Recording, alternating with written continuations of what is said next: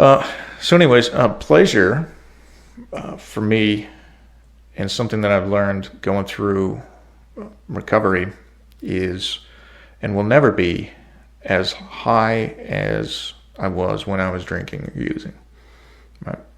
Nature just doesn't do that. What Mike was talking about earlier, you're talking about an agonist and a antagonist, right, on the dopamine circuit. Right? The chemical blocks a receptor, and that's called an antagonist, right? Which then whatever chemical you're putting in your body stays there.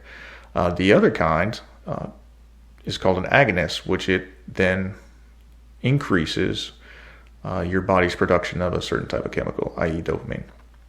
So agonists and antagonists. So the reason I bring that up is you will never be as high on life than you will be on chemicals. That's just how it works, right? There's nothing in nature.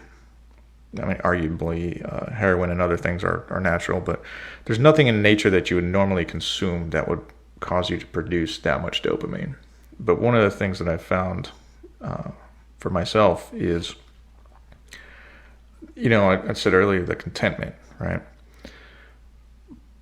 But I've figured out how to produce enough. It's the little things, right? I have a specific drink at dinner every night. I have my ginger beer, right? Every day I do a certain something, or I'll eat a piece of cake. And that is just enough dopamine to make me happy enough to get through another day, right? I'm not riding the roller coaster anymore. Right? I'm looking for that balance. And it's more of a contentment than it is anything else. So, well, there's a couple of touchstones I want to hit here, or touch points or whatever. Just show me on the bear. So like dopamine, the last thing we want to do is demonize it, because dopamine actually has legitimate functions inside there because it's naturally occurring and therefore with purpose.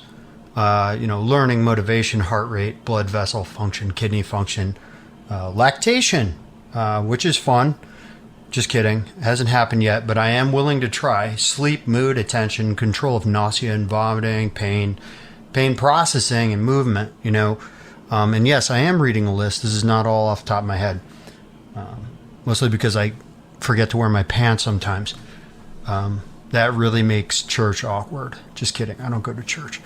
But, we're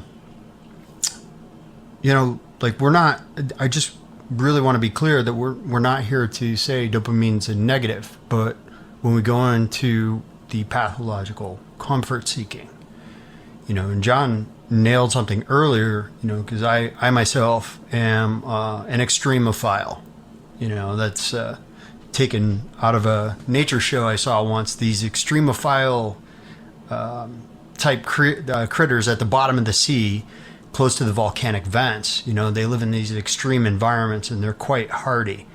There is a cost. John being a deep sea diver and me being an amateur deep sea diver as an EOD technician in the Navy, disarming bombs. It was, that was our life. That was what we had become. Let me rephrase. That was our culture. And the challenge is pushing. But even that, for me, became its own pathology because I needed to achieve. I needed to crush it. I actually hate saying that, by the way. I'm so sorry. Please forgive me. But I needed to know unequivocally that I could and push myself far beyond my limits. Well, there's a reason why my body's so broken right now, and so is my mind. It's that was how I existed. And there is a cost. There is a cost to chasing or constantly trying to fill the bottomless pit. And that's what I did with my life. No matter what I achieved, it was never enough. No matter what I did, I always was empty. And the same can be stated for, my comfort seeking. It was never enough.